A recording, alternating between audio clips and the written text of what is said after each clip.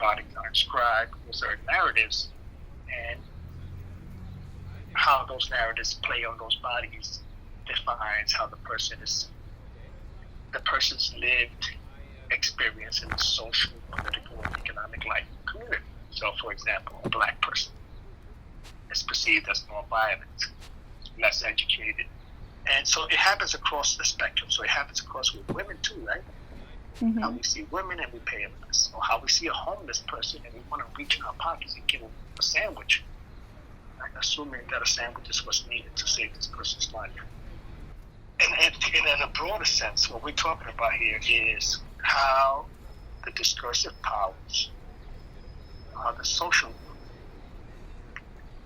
institutions, the churches, the politics, even Ithaca's idea of a progressive, overthinking community allows these places to exist, or this racism to exist for black bodies, or the jungle to exist for Caucasians. You know what I mean? Black people don't go to the encampments. The homeless people that are black, I think because of cultural reasons, do not go to the jungle. They don't do jungle sleeping. They go to the shelter, or they'll sleep in their family's couch or on a porch somewhere, but they won't be. So the demographics of Ithaca could be discerned by these spaces. Why does the buses stop running up to West Village at 6 o'clock at night and to Cayuga Heights at 2 o'clock in the morning? You see how you exclude a population from the civic and political life by just not affording them transportation.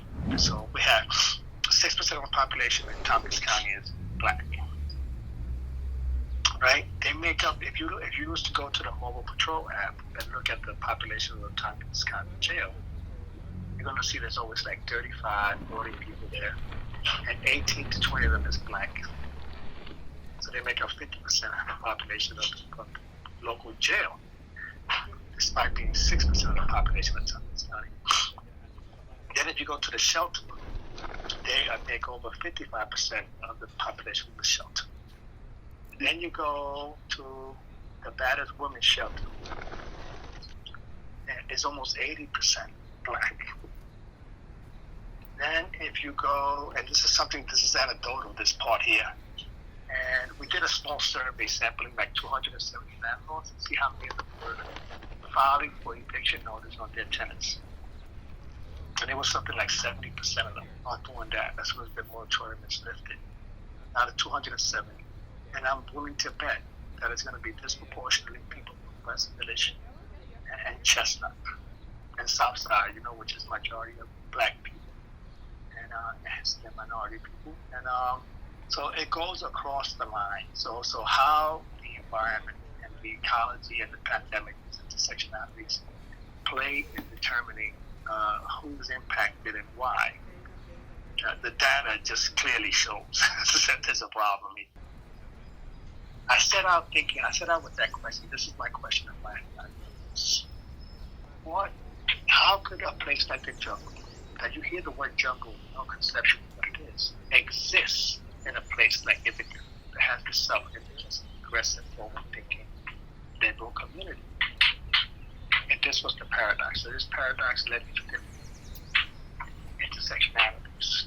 And I'm concluding my ethnography now, and it turns out that Ithaca doesn't sustain the jungle as much as the jungle sustains Ithaca. The jungle has been around for 40 years now. And it's part of Ithaca's history. And the institutions and the jobs and the organizations and the progressiveness that Ithaca imagines itself to be is in large part due to the existence of the jungle. If the jungle was to cease to exist tomorrow, there will be thousands of jobs lost in Ithaca. Dozens of organizations will have to close their doors. That it is the jungle that sustains Ithaca. The jungle must exist in order for Ithaca to be what it is.